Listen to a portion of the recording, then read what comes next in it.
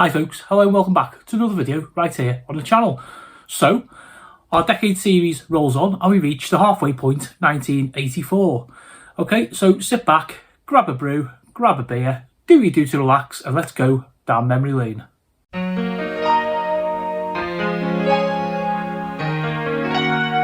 So, let's start 1984 with some famous births. Okay, there was Jenny Elizabeth McAlpine, actress from Coronation Street, Nikki Sanderson, another actress from Coronation Street, Michelle Claire Ryan, an actress from EastEnders, Ryan James Thomas, actor Coronation Street, singer and Pop Idol runner-up Gareth Gates, Simon Anthony Bird, actor of The Inbetweeners, Prince Harry, the Duke of Sussex, singer Shane Ward, also an X Factor winner, Kelly Osbourne, daughter of course of Ozzy and singer, and Alan Hutton, footballer for Rangers, Spurs, Bolton, Aston Villa, amongst others.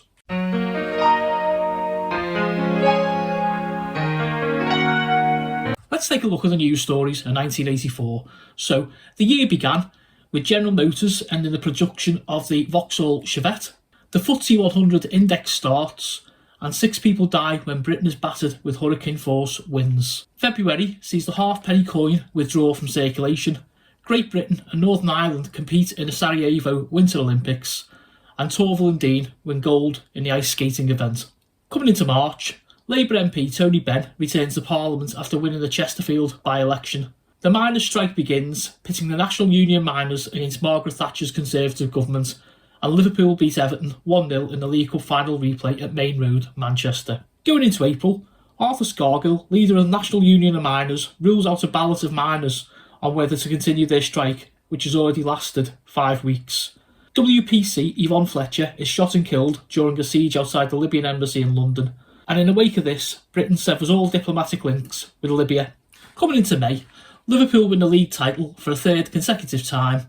Everton win the FA Cup, beating Watford 2-0 at Wembley Stadium. Goals from Andy Gray and Graham Sharp secure the club's 4th FA Cup. And fighting at the Orgreave Colliery between miners and police leaves 64 people injured. Entering the summer, and we see June. 120 people are arrested after fighting outside the Houses of Parliament during a lobby by striking miners. The inaugural Virgin Atlantic flight takes place, and Elton John plays a famous night and day concert at Wembley Stadium. Into July, the government abolishes dog licences. Robert Maxwell buys a Daily Mirror for £113 million, and Great Britain competes in the Olympic Summer Games in Los Angeles, winning 5 gold medals, 11 silver medals and 21 bronze. August sees a Surrey businessman win a case in the European Court of Human Rights over illegal phone tapping by the police. Zola Budd collides with Mary Decker in the Olympic 3,000 metres final, with neither runner finishing in the medals, and Vauxhall unveils the Mark II Astra. Enter September, and geneticist Alec Jeffreys discovers DNA fingerprinting. The Princess of Wales gives birth to her second son Harry, and the High Court rules the miners' strike is unlawful.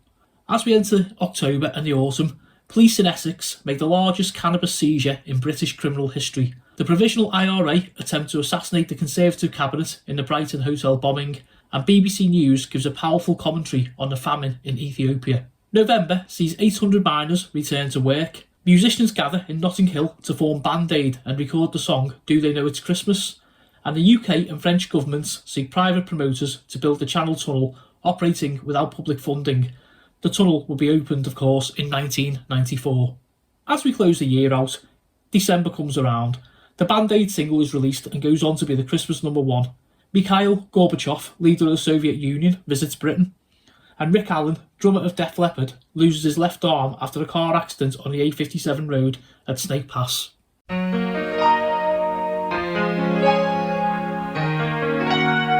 Taking a look at the music of 1984 and the top 10 singles of the year.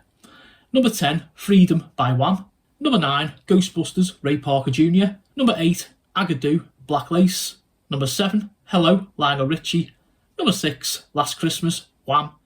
Number 5, Careless Whisper, George Michael. Number 4, Two Tribes, Frankie Goes to Hollywood. Number 3, Relax, Frankie Goes to Hollywood. Number 2, I Just Called to Say I Love You, Stevie Wonder. And number 1, of course, Do They Know It's Christmas by Band Aid.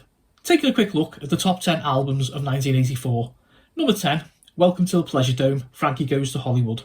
Number 9, An Innocent Man, Billy Joel. Number 8, That's What I Call Music 4 by various artists. Number 7, Diamond Life by Sade. Number 6, Thriller by Michael Jackson. Number 5, That's What I Call Music 3 by various artists. Number 4, Make It Big by Wham.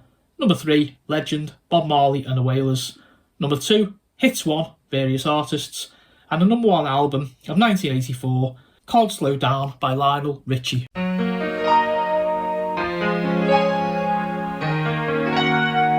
Let's take a look at the top 10 movies of 1984 from the US box office. Number 10, The Terminator. Number 9, Star Trek 3, The Search for Spock. Number 8, Romancing the Stone. Number 7, Footloose. Number 6, Police Academy. Number 5, The Karate Kid. Number 4, Gremlins. Number 3, Indiana Jones and the Temple of Doom. Number 2, Ghostbusters. And the number 1 movie in 1984, Eddie Murphy's Beverly Hills Cop.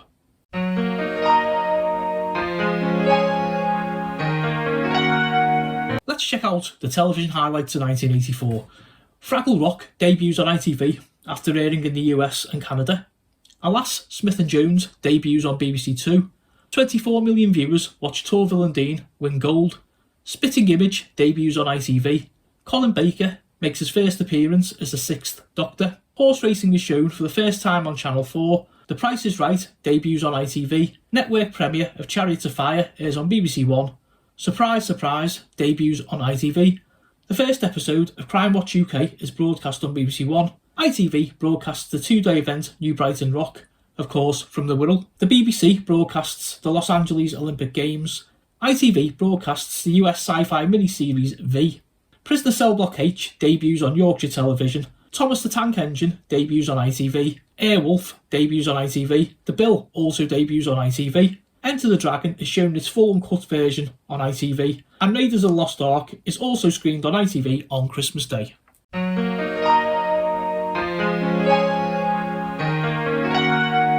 Moving on to the video games of 1984.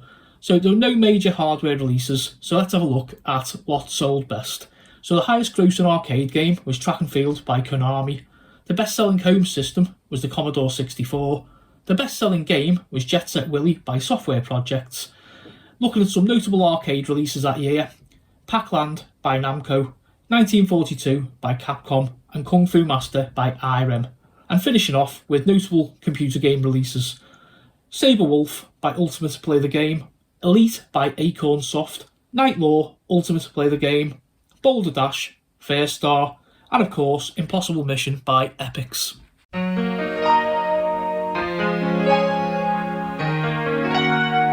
And ending the video, 1984 saw us lose comedian Tommy Cooper, actress Diana Dawes, comedian Eric Morecambe, Richard Burton, the actor, and of course the immortal Leonard Rossiter of Rising Damp fame.